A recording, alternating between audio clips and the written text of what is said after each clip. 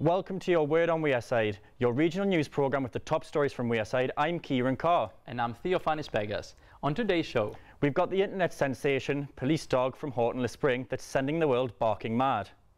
Christmas is just around the corner and South Shields will host the Camel Parade once again. But is this ethical? And train fares are going up again in the new year, and we've been out and about in Sunderland city centre seeing what you make of it. And later in the show, we are bringing the jungle to Sunderland with a live eating trial here on Word on Wearside, and you lot have been having a go too. But first, a shocking video has emerged of an attack on police officers in County Durham. This week, Stanley police were set upon by more than 100 teenagers, some of whom launched firecrackers at the officers. One even punched a PCSO. The footage has been shared by the police. They hope it will appeal to parents who may not know what their children are getting up to. Word on Wearside's Amina Ibrahim reports. Right, come on, everybody else, On the streets of Stanley, the situation is getting out of control. Right, come on, everybody else, Around 100 teenagers swarm police officers as they respond to a call out to help a vulnerable woman. Right, come on, everybody else, Officers try to disperse the crowd, but a hardcore group of around 20 people throw bricks and fireworks, and one police officer is even punched in the face. Disorder of this kind is totally unacceptable, and violence against our officers will not be tolerated. Action will be taken against all the individuals involved in the incident that night, and Stanley Police will continue to take positive action against anybody involved in this type of behaviour. Parents were asked to come and review the footage from the officers' body cams of the incident that night. They all agreed the behaviour of their children was appalling. This footage has been released by Durham Police. An appeal to parents to keep a closer eye on their teenagers. An incident that parents and police officers hope will not be repeated. Now, it's been a big talking point this week. You've all seen Sarah Khan and Malik Thompson-Dwyer trying munching on everything from scorpions to camel hooves. So here on Word on Wearside, we have decided to bring the jungle to Sunderland. We have got our packet of crickets right here. Oh, yes. I'm going to bite the bullet and eat one of them before the end of the show. Will you though? I'm not eating one. Yes, I definitely am. And we've been getting you guys to join in too. Here's what you thought. I'm a celebrity, right? That's such a lie, they're not even celebrities. Why, everybody knows me. No, they didn't. I'm quite shy, actually. Yeah, Should we do one of them ones? No, go back. Are we ready? Yes. Oh, actually, Are you not just got a normal cricket? Oh, yeah. Without the flavouring? Actually crickets as well. Yeah. They don't taste too bad now. We need just a natural cricket, man. The crickets, man. Yeah, barbecue cricket. Barbecue. Get them down, go on, in one. Oh, here, two ravens. Are they nice? No. I heard they taste like Cocoa Pops. They do a bit like. Are you ready? I'm ready. Are Can you spit it out if you don't like it? Yes. That's up to you. Do what you like.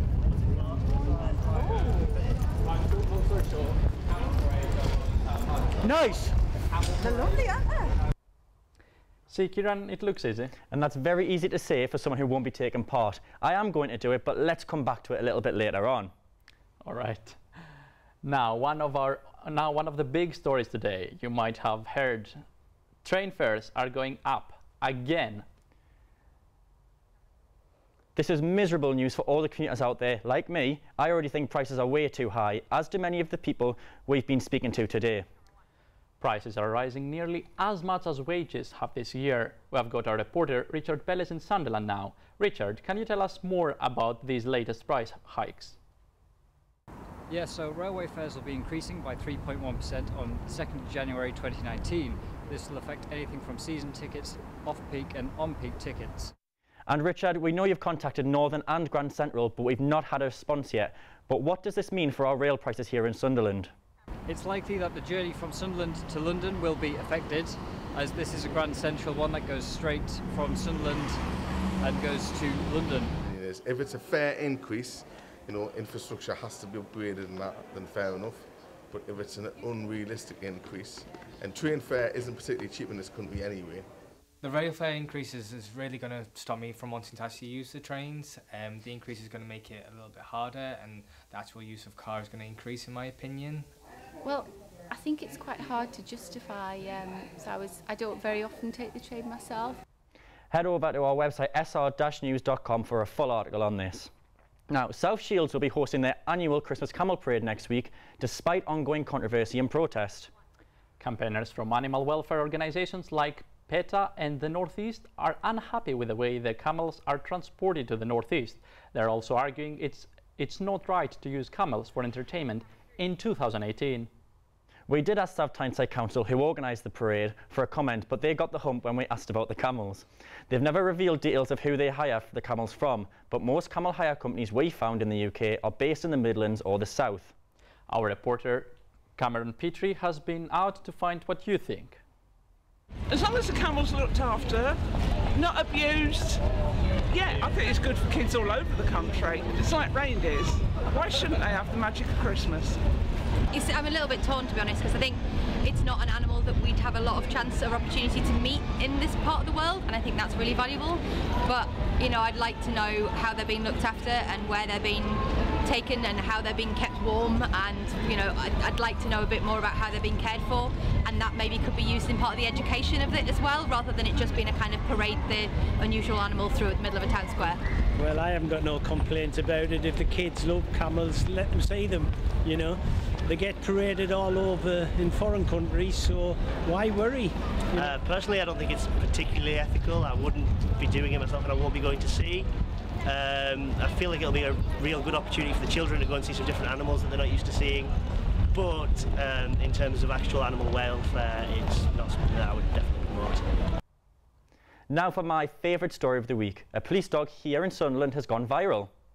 The dog, PD Crash, is based in Houghton-le-Spring and can be seen in the video, with his handler PC Wayne Thompson doing a pretty unique trick. The two videos have amassed over 72,000 views. There's now even a hashtag doing the rounds, #CrushChallenge. I've got two dogs and I'd never be able to get them to do a trick like that. We're going to go over to Cameron now with the sports. Thanks, Kieran. Our first big news today comes from the world of mixed martial arts. BAMA are bringing back their shows to the Metro Radio Arena in early 2019. It'll be the first time that they've brought their show to Newcastle since December 2017. It is expected that former Geordie Shore cast member Aaron Chalmers will fight on the show, looking to continue his unbeaten professional record. Over to football now, and Sunderland will be facing Walsall for the second time in 7 days. They drew last week 2-2 after Max Power was sent off after just 23 minutes, although his red card has now been rescinded. A win in that game could see the club close the gap on top of the league Portsmouth to just 1 point. Newcastle United will be back in the Premier League action, looking for their fourth successive win. They won 2-1 on Monday night away at Burnley and face West Ham United at St James's Park tomorrow. Key players John Joe Shelvey, Jamal Lascelles and Yoshimuri Muto are all expected to be back fit and in the squad. On to rugby, and Newcastle Falcons play tomorrow at 3 p.m. away at Northampton Saints. The Falcons won last week but are still on the foot of the Premiership table with 8 games played. The Falcons welcome back their England international Mark Wilson, who won Player of the Series whilst away on international duty. And do you think they'll get the result this weekend, Cameron? I think it'll be a narrow defeat. Northampton Saints have shown good home form, and I imagine they'll be able to get the job done at home to Falcons. Thanks, Cameron. Now, back to our jungle stuff now, and we have been brought Snake Rock to Sunderland here on Wearside.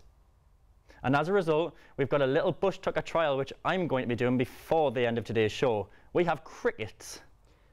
To be fair, the barbecue flavoured, so they can't be that bad. Well, I don't even like barbecue, so this is a crazy mixture for me. Well, I have to admit I'm pretty nervous. Are you sure you don't want to join in, Theo? Yeah, I'm pretty sure. I think I'll give it a miss. I find it strange they're selling from online and in some UK supermarkets now with some celebrity going on. It wouldn't even be my first snack of choice, I have to admit. Stop stalling, it's time for your jungle snack. All right, fine. Here goes. Oh, God. Oh, that was awful. I don't know how they cope with that for 4 weeks. What a way to end the show. We will be back at 4 p.m. next Friday with more regional news that matters to you. Thanks for tuning in. Goodbye. Goodbye.